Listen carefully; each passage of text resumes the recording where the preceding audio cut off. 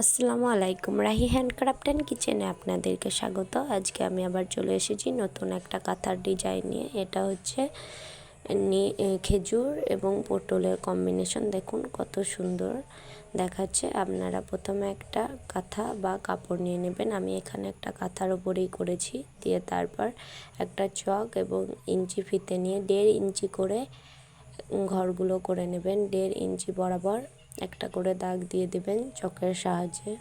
দেখুন আমি যেভাবে দাগগুলো দিচ্ছি আপনারা ঠিক সেভাবেই দাগগুলি দিয়ে দেবেন। এরপর ওপর সাইডেও আমি একই রকমভাবে 1.5 ইঞ্চি করে দাগগুলি টেনে নেব।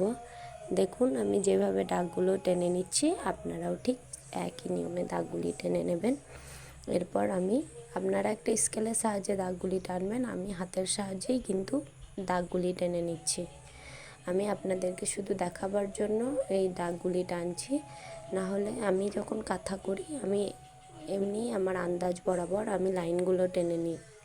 দেখুন লাইনগুলি ওপর সাইডেও একই রকমভাবে লাইনগুলি টেনে নেবেন। গোটা কাঁথাতেই আগে চকের মাধ্যমে আপনারা ঘরগুলি করে নেবেন, তারপর আপনারা সেলাইয়ের কাজটি করবেন, তাহলে কাঁথাটি বেশি সুন্দর হবে।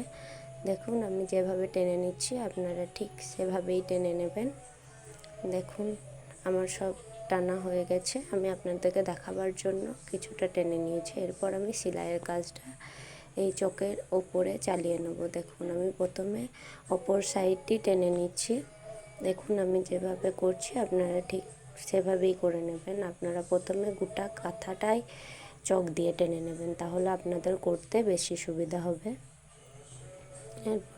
আমার চ্যানেলটি যদি ভালো লেগে থাকে বা আমার কাজটি যদি আপনাদেরকে ভালো লেগে থাকে তাহলে অবশ্যই একটা লাইক, কমেন্ট আর শেয়ার করে দেবেন, আর আমার চ্যানেলটিকে সাবস্ক্রাইব করে নেবেন।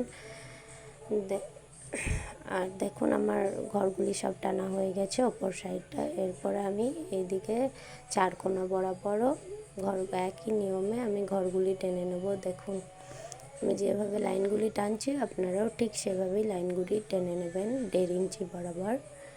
আপনাদের আগে থেকে ঘরগুলি আঁকা থাকলে আপনাদের করতে বেশি সুবিধে হবে। দেখুন আমি করে নিচ্ছি, আপনারাও ঠিক করে নেবেন। আর আপনাদের যদি এই কাঁথা কেউ করতে চান ইচ্ছুক, আপনারা যদি অর্ডার দিতে চান তাহলে আমার স্ক্রিনে যে নাম্বারটা দেওয়া রয়েছে ওটাতে আপনারা কেউ কল করবেন না, আমার সাথে হোয়াটসঅ্যাপে যোগাযোগ করে নেবেন।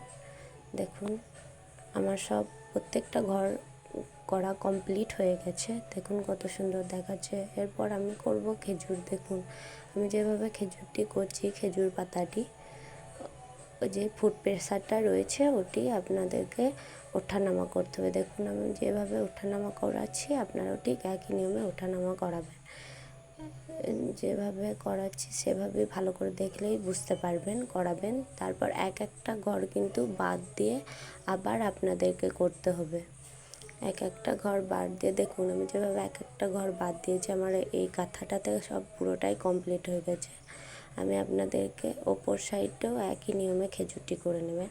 আমি খেজুরটি আপনাদেরকে একটা কাপড়ের মাধ্যমে দেখাচ্ছি, কারণ আমার কাঁথাটি আগে থেকেই কমপ্লিট হয়ে গেছিলো, ওই জন্য আমার দেখানো হয়নি। আমি ওই জন্য খেজুরটি যাতে আপনারা বুঝতে পারেন খেজুর কীভাবে খেজুর পাতাটি আমি করছি, সেই জন্যই আপনাদেরকে আমি একটা কাপড়ের মাধ্যমে দেখাচ্ছি। দেখুন আমি যেভাবে ফুড প্রেসারটাকে ওঠা নামানো করছি আপনারাও ঠিক একই নিয়মে ওঠা নামানো 2-1 বার চেষ্টা করলেই পারবেন। দেখুন তাহলে খেজুরগুলো খুব সুন্দর, দেখুন আমার খেজুরগুলো কত সুন্দর হয়েছে। এরপর যে ফাঁকা বরাবর লাইনগুলি রয়েছে সেগুলির মধ্যে দিয়ে আপনারা পটল পাতাটা করে নেবেন। পটল পাতাটা আপনাদেরকে 4 বার করে দিতে হবে। প্রথমে 1 বার চালিয়ে নেবেন, তারপর আর 1 বার করে চালাবেন, যাতে 4টা করে হয়। প্রথমে ওপর সাইডটা প্রথমে এই সাইডটা করে নেবেন, তারপর লম্বা সাইডটা করে নেবেন, তারপরে আবার যে চরকোনা সাইডটা রয়েছে সেই সাইডটাও আপনারা করে নেবেন। দেখুন আমি যেভাবে করছি আপনারাও ঠিক একই নিয়মে এই কাজটি কমপ্লিট করবেন, তাহলে মাশাআল্লাহ খুব সুন্দর হবে। দেখুন আর যদি কিছু অসুবিধা হয় আমাকে অবশ্যই কমেন্ট করবেন। দেখুন আমার কাজটি কমপ্লিট হয়ে গেছে, মাশাআল্লাহ কত সুন্দর দেখাচ্ছে। আপনাদের ভালো লেগে থাকলে লাইক